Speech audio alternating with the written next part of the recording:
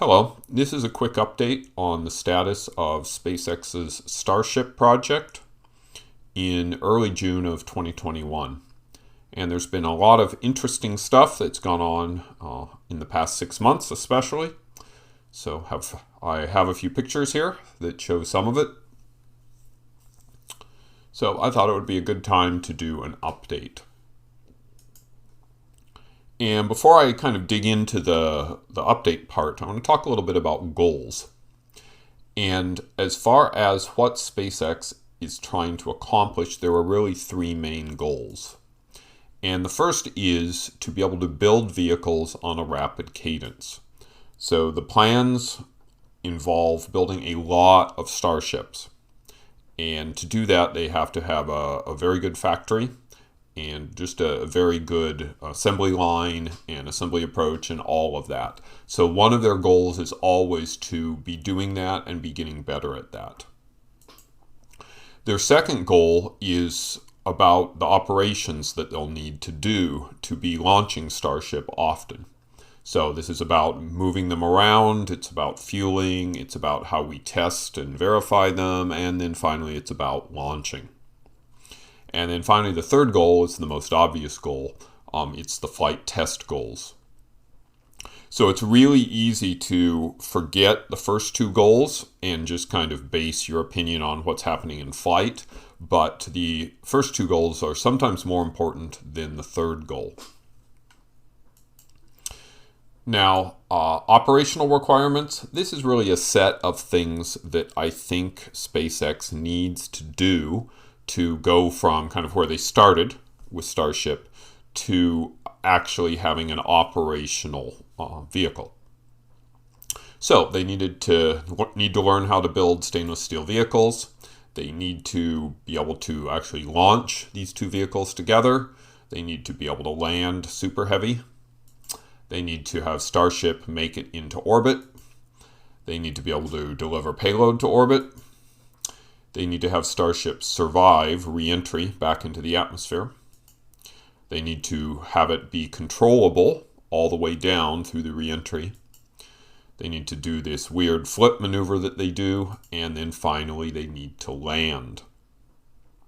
And the important part to remember for these is not all of these are equal in difficulty for SpaceX.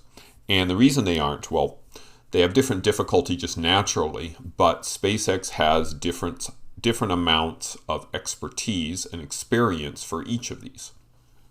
So when they started with Starship, they'd never really built anything out of stainless steel. So that was a new thing, and that actually took them a fair bit of time to ramp up. Launching vehicles, they have a lot of experience with Falcon 9. Returning the first stage and landing, they have a lot of experience with Falcon 9. Now Super Heavy's bigger, it's a little different, but that experience should serve them well going forward. Also getting into orbit, lots of experience. Payload, well, they do have payload experience in Falcon 9, but Starship's going to be kind of different in that it carries its payload internally, so there's a little bit of new there. And then we get to a series of new things. They've never done re-entry of something this big. Nobody's ever done re-entry of something this big. Nobody has really tried to control a vehicle during return the way Starship controls. Nobody's done this flip maneuver, but landing-wise, they have a lot of experience landing first stages. So the big point here is that the new areas are the risky areas. And from a flight test perspective, SpaceX is going to focus on the things it hasn't done before. So they don't really need to focus on Super Heavy returning and landing. They won't do a lot of pre-testing on that simply because they understand what that means, what it means to do that. So to recap, and I decided to go back about a year. That seemed about reasonable. So I guess this is maybe 10 months, so a little less than a year. So we had Starships Sn5 and Sn6, and these were tank test vehicles. You remember I said they had to get used to working with stainless steel, and that was really the goal for all of these. they could actually build them and they could operate the way they were supposed to from a tank perspective. Now, they flew both of these, but that really wasn't a challenge for them. And we can tell it wasn't a challenge because they both flew successfully. So that's, as I said, one of the things, some things just aren't that hard for them. And flying these successfully wasn't that hard. And that takes us to Starships 8, 9, 10, and 11. And these were all ascent and landing test vehicles. So go up a little bit, come down, control during the descent, and then land. Well, do the flip and then land.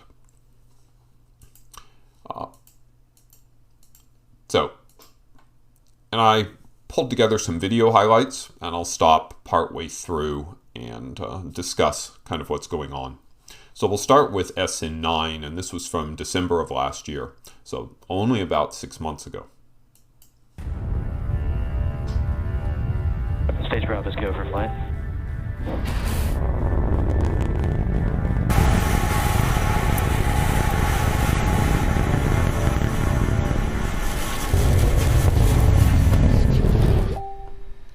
Okay, so that was the first explosion in one of these prototypes. And if we come back here, I'm only going to show you like the takeoffs and the landings, because basically everything else in between worked pretty much perfectly. Maybe dealt with some engine issues, but generally the rest of the flights were fine.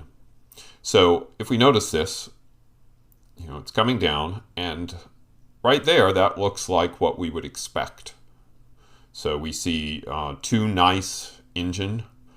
Those little spots in the engine exhaust are called mock diamonds. And that's exactly kind of what we'd expect to see. But we go along just a little. And what do you notice there? We notice, first of all, some little chunks there. And then we get this exhaust that is very green. And green exhaust is bad for rockets. Basically what's happening is in a normal rocket engine like the Raptor, it runs fuel rich. So there's a little more fuel than you would expect if you wanted to burn everything completely. And this is very deliberate. Part of the reason is that we don't want to run quite as hot as it would be if we ran at the best ratio. That would be the hottest ratio. And partly because we want to limit as much as possible the amount of hot oxygen that's around. What happened here is they had some low fuel pressure, so that meant instead of being fuel rich, they switched over and went to oxygen rich. And that had two issues. The first was it got hot and it got melty. And the second is when it was melty, there was lots of hot gaseous oxygen there. And this green color is actually parts of the engine burning up along with everything else. So the green is from copper that's inside the engine. So they had low fuel pressure, they lost thrust. You can see the engine exhaust doesn't look like, if I go back a little bit, you notice how nice that engine thrust looks there. And then we go forward here and it's really not doing much thrust. So it simply can't slow down enough, and we come down and we crash. So that was Sn8. Here we are on Sn9. 10, 9, 8, 7, 6, 5, 4, 3, 2, 1. Transition to one engine for the landing burn. Okay. I need to stop it here simply because this is an incredibly cool shot. So this is on the landing pad looking straight up. And this is just phenomenal. So what do we think about these engines looking at them? Well, we see on the right, we have a Raptor that looks really, really nice. And on the left, we have a Raptor that does not look really, really nice.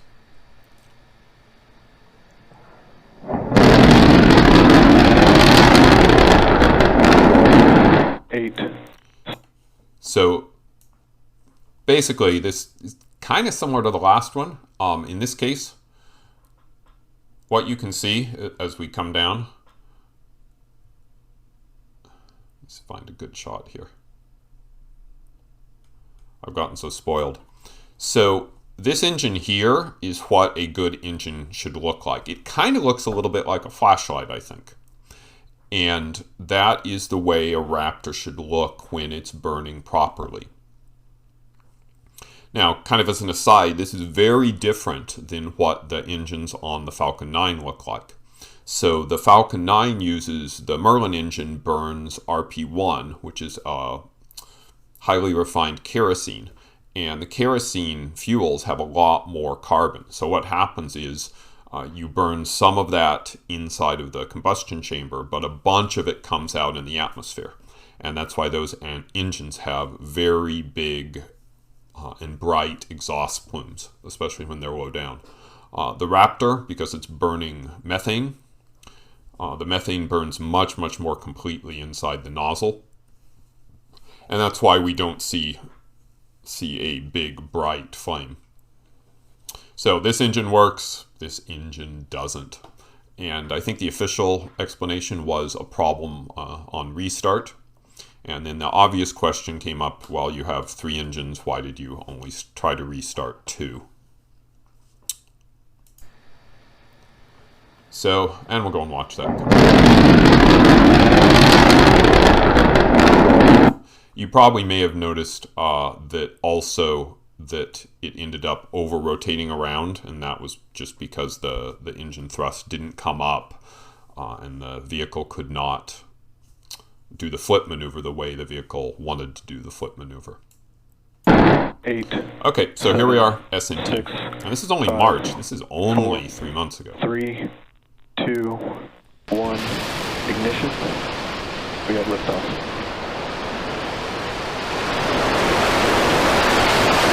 All teams, triage alerts, please.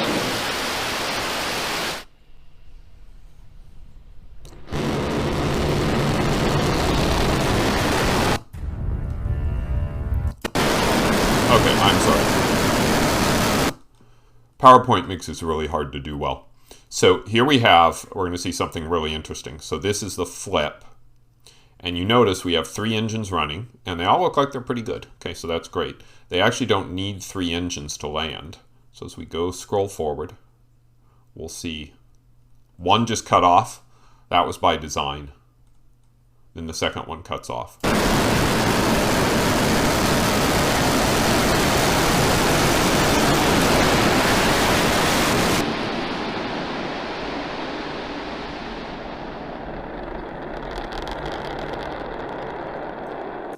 So we came down, it landed successfully, and this was a great thing. But I want you to notice as I scroll forward and backwards, watch very closely what the vehicle does when it touches down. You may notice right there, there's a little bounce. And I think it hit at about 1 meter per second. And you really don't have rockets designed to hit the ground and do well. So we had the landing, and we all thought that was great, and SpaceX finished their stream. And then about 8 minutes later, this happened. And the theory is that something broke as a result of the hard landing. And this was the result. So the second flight of Sn10 was really not as successful as the first flight, although it was considerably more exciting, I guess. And I thought this nice slow motion view was a fun thing to look at. So that's Sn10. What comes next? 10. Sn11. And this is something that really, really confused a lot of people. So Sn11, there's this time scheduled when we think they're going to launch, a day we think they're going to launch. And we get to that day, and Boca Chica is absolutely fogged in. You can't see anything. This is actually a camera that's pretty close to the pad, a SpaceX camera, and you can't see anything. And everybody assumed they were going to scrub, and they decided to launch anyway. And that confused a lot of people. Remember when we go back, remember at the beginning I talked about the various goals and what they're trying to accomplish. And basically the reason they launched this day was not really to learn more about flight test. They had been successful with SN10, and further they had a new version coming out. They had SN15, which they were already working on, and they had made a lot of changes in SN15.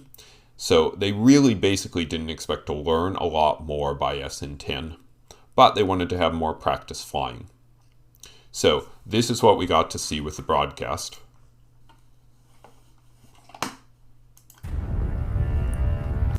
Wow.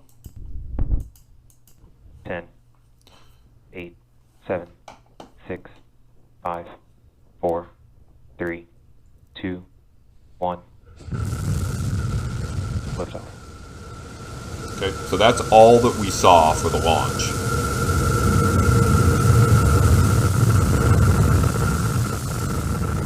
And then we had a bunch of flight. We didn't really see anything on the SpaceX coverage. This is NASA spaceflight camera, pretty close. So that was the sound of the vehicle impacting on the pad.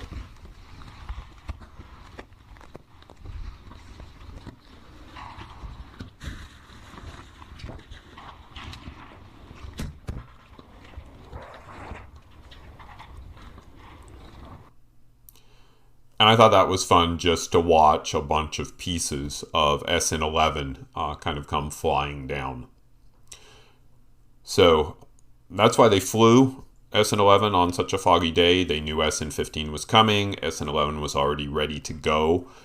And they thought it was worthwhile to launch from the launch practice perspective. They might have gotten some technical data on it. So that takes us to SN15. And we'll just go straight to the video.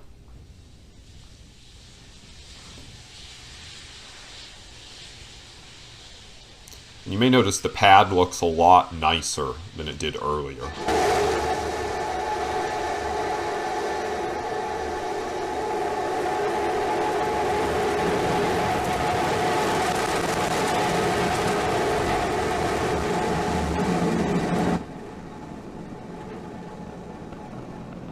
So 3 beautiful engines, and then it disappeared in the clouds.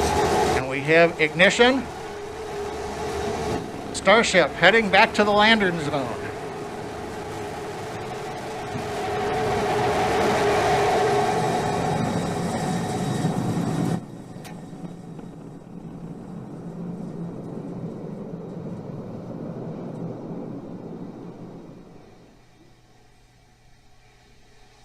And then the smoke clears, and we have this beautiful picture of SN15 sitting on the landing zone. Kind of near the edge, but still sitting on the landing zone. So this was pretty much a vindication that SN15 had all of the changes that they needed to go from, the issues that they had with 8 and 9 and 11, and partly with 10 even when they landed it. This looked pretty casual. Unfortunately, they don't have good video for this, so you can go back and watch the SpaceX feed, but it's really pretty boring. So that's where we are from a flight test perspective. What did we do? Well, they know they can do a flip and landing now. There was some discussion afterwards. Musk tweeted that they might fly SN15 again. And then there was SN16, which we knew was already ready to fly. But they put SN15 back on the launch pad, the little launch stand that they use, and then they ultimately took it away and took it back to the construction site. And this was very, very good news. Basically, what that meant was they had learned as much as they needed from this test vehicle. So they were thinking they might fly SN15 again, but then they went back and looked at all the SN15 test data, and they basically said, no, we're good. So this is very good. It means they're very confident in that phase. So that takes us to what's next. And this is going to be Sn20. And this is the first time in Starship that we're actually talking about orbital tests. And I think going to orbital testing after just flying Sn15 once was a bit of a surprise to a lot of people. But remember when I talked about where the big risks are, the things that they haven't done before, all of those are related to orbital reentry, control, coming down, landing. So if they want to make progress on those things, they need to start working on those things. They could fly Sn15 for the next 6 months. It wouldn't put them any closer to being able to do reentry. So there are a lot of changes for Sn15. I just put up a picture. This isn't Sn20. This is just a normal one. They will go with a full heat shield. The picture shows what was flown for Sn15. So it actually had a big chunk here, a big chunk of the fuselage with the heat shield tiles on it. And that will need to cover all of the underside, and it will need to cover the fins. So that's going to be a significant difference from what we've seen. Just a small amount in Sn15. It will have to be the whole vehicle, the whole underside of the vehicle for Sn20. Engines, we really don't know what Sn20 is going to have in engines. My guess is that it's going to fly with the 3 sea-level engines that it's been flying with so far, and 3 of the big vacuum engines, the ones on the right, as well. So that would be the production version. That's kind of what we expect for the real versions of Starship. I think they're going to do that simply because we've seen versions of the vacuum engine and it's known that they've been testing them. It is possible they could fly 6 sea-level engines, or they could probably do the mission with only 3 sea-level engines, since they probably aren't going to carry any payload. But I think they're going to fly with a full complement. We are also going to see the debut of the Super Heavy booster. And this will be booster number 2. Booster number 1 was built kind of just as a manufacturing exercise. So they built it and then kind of took it apart. So we'll be seeing that. Musk recently tweeted that their new design is 29 engines on that. We don't know how many engines there will be for the first flight. They probably need at least 19 to do the mission, and they might fly with 19 and they might fly more. So this will all be very interesting to look at as this is created. Now, if you want to track these things, there's this wonderful resource by Brendan Lewis. I would recommend finding him on Twitter. That's where these show up first. And this is basically a diagram of what we know about the current state of construction of future vehicles. And basically, there are enough people watching Boca Chica and watching the construction site that they can identify what pieces of the new vehicles have been created. So these are little diagrams that say, hey, we've seen all these parts. And what we can see on the left, we can see Sn16 is done. We don't know what's going to be done with it. Sn20, we have some pieces for it, but they mostly haven't been put together yet. On the right, we see BN 2.1. This is a booster test tank. So instead of making the whole booster, they build this very small tank and they'll go and pressurize it and kind of make sure everything is being built to the quality they need. And we see there are actually some significant pieces for the first booster already constructed. So we will expect that those will progress as we move towards the actual orbital flight. Interestingly, SpaceX had to do a filing with the FCC all about the radio things they're going to use during that flight.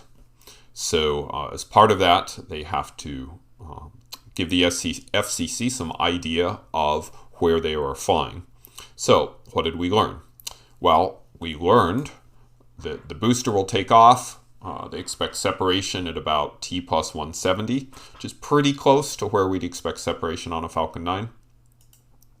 They will do what's called a partial return. So a real flight of the booster, we'd expect it would come back and land at the launch site. For the first one, they're doing part of that. And they're going to land in the Gulf of Mexico 20 miles offshore. We don't really know what land means. I'm assuming it means a soft-powered landing, which is the same sort of approach they do to land at the launch site, but they're just going to do it over the water. That really isn't verified, but that's what I expect. For the actual Starship, so it will go on this trajectory over to the east. It will do a partial orbit, and then it will come back and it will also try to do a soft water landing about 100 kilometers northwest of the island of Kauai in the Hawaiian Islands. And this is a wonderful point for SpaceX to practice all the re-entry things. It's very nice. It's over water so that if Starship breaks up, it won't put any people at harm. And that is good from a SpaceX perspective, and it's also good from the FAA perspective, who will have to give SpaceX a license to do this launch. It's close enough to the Hawaiian Islands that there is infrastructure there for vessels and other things, and there's also some observational infrastructure that probably can be used to do imaging of Starship as it re-enters. And that likely will be a very useful source of information for SpaceX, especially if it doesn't make it through re-entry successfully. As I said, they're going to come around. They won't even do a full orbit. They'll come around on the first orbit and land right away. So that is what we expect for the actual first orbital flight. We'll get more details as it gets closer. The big thing I want to talk about now is all of the ground infrastructure. And the previous Starship tests, all of those ones that we saw, were launched from what are called suborbital test platforms. They're just these little stands that are hefty enough. And takeoff mass for these launches is 700 tons, probably less than that. So Starship, partially fueled with 3 engines, just doesn't weigh that much. To do orbital flights requires a lot more infrastructure. They need a launch platform. They need a tower and a crane to put Super Heavy on the platform and then put Starship on top of Super Heavy. And then they need all of the ground support equipment for all the propellants and all the piping and everything else that they'll need to do the launch. That does not fully exist yet. It's all in process. And this launch platform has to support more engines, so at least 18, really 29. And a takeoff mass of these two systems, the two vehicles together, is about 5,000 tons. So much, much, much bigger. So it means everything needs to be much beefier. So what does that look like? Well, once again, the SpaceX fans kind of come through. There's a group called RGV Aerial Photography that flies a small plane over both the launch site and the build site every week or every few weeks. And they give us just these beautiful images. So up here in the upper right, we have Sn20. I think this is after launch, but it could be before launch. So that's one of the launch platforms here. There's another one below. We have Starhopper hanging out down here, kind of as an ornament. And then over here in the upper top, we have this big, big, big crane. And this is only partial length. It'll get longer when they need it to. And that's used to develop what's called the vertical integration tower.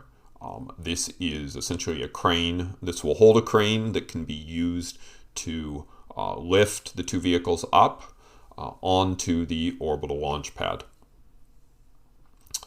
And so all of this is under construction. Over here in the foreground, we have ground support equipment. And this section here is going to be a tank farm. So to fuel the vehicles, they will need a large amount of liquid oxygen, a smaller amount, but still pretty big amount of liquid methane, and they'll need liquid nitrogen and also water. So that's all going to be stored here. For the previous test flights, off on the right side here is where there's like a separate tank farm, but they need something bigger, so they're building something from scratch. Now I want you to look at these two tanks here, two big tall tanks, and look at Starship Sn20 over here and see if you see any resemblance. I'll come back to that in a minute. So this is a view of the base of the launch platform. And these 6 tubes go very deep down into the ground underneath. If I recall right, it's either 50 meters or 60 meters, something like that. And they need to be that deep because Boca Chica is really on the delta of the river. And deltas are like silty and soft, and you can't really put a lot of weight on the ground. So they had to build something very deep and very substantial to hold that 5,000 tons. So it's a beautiful view of that.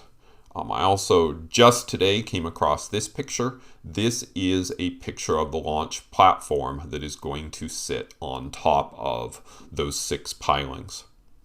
So they'll lift this up, they'll put that up on top, and then the rocket will sit on this. Going back to this display, you might have noticed there is a covered up section on the left. Now I'm going to show that. And what SpaceX has realized, which is really, really smart, is they need these tanks on the ground to hold the liquid oxygen and liquid methane propellants before they fuel the rocket with them. So they could go and buy tanks, but these tanks are pretty big. They are pretty expensive if you buy them, and there's a long lead time, so it might take a long time. And what they've essentially concluded is that they know how to make tanks that hold liquid oxygen and liquid methane very well. That's what the Starship prototypes do. So they've essentially used the same technology that they're going to use to build Starship and Super Heavy, and they just use it to build tanks. So that's why these tanks look like Sn20, because they are really built using the same materials. I think that's just a really cool thing to do. Now, this is a side view of those 2 tanks we saw in the aerial photo. So you can see they are pretty big. That would be 9 meters across, or about 30 feet. And this one here has piping. There's one problem with these tanks. These only have a single wall. And if you think of one of these held with full of liquid oxygen, which is very, very cold, and out here we have the very hot Texas sun, and that would not be very good. So we need something to insulate this inner tank from the outer environment. And that's what we see on the right side here. You can think of this as a big cover. And this is built using the same technology. So this is another big stainless steel cylinder. It's a little bit bigger around than the inner tanks. And they've painted it white so it won't get as hot. So essentially what they'll do is they'll take this tank, they'll move it down. Luckily they have lots of equipment for moving big heavy things, because they use that same equipment for moving Starship. So they'll bring it over here, they'll lift it up, and they'll slide it over the top of the inner tanks. And then there'll be some sort of insulation in between the outer and the inner tanks, most likely. We really don't know what their plans are there. So that's how they're going to do this tank farm. Then we have the launch integration tower. So this will hold the crane. This is what it looked like at the start. So we have this big concrete base, and then we have this very hefty steel structure going up on top. So that's kind of how it started. And then off-site, elsewhere, they are building additional sections of the structure, presumably because it's quicker and easier to build them off-site and move them down the road than it is to try to assemble them actually on top of the launch pad. And once again, RGV has this very nice aerial shot. So over here on the left, we can see the build area, a bunch of parts strewn around. This guy is being built, and then over here we've got 2 more that are sitting here. And like the big tanks, they will use the same transporters to move these to the site as they do to move the Starships and the Super Heavy booster around. So it's equipment they already have. Here's a picture of the big crane. This is the first lift of putting one of those sections on top. And here's later, I think the next day or a couple days later, putting the second one on top. I don't recall exactly how many we're expecting. I think it's 7 or 8. This will be approximately 180 meters tall. So that's going to be a very tall tower. And over here on the left, that's where the launch platform will end up. So that's kind of the overview. What's the schedule? Well, Musk has said July 1st is their target, so I would say July is their current no earlier than date or net date. Could be July. August or September seems a little more likely to me. The problem they have right now is this infrastructure work is really hard to schedule. They're very good now at estimating all of the Starship related stuff because they've been doing it so much. So they know how long it takes to make a Starship fuselage. They know how long it takes to put fins on. They know how long it takes to put engines in. All of this infrastructure work is one-off work. They've never done it before. And it's all really, really big. So it's unlikely they're going to keep their schedule, but who knows?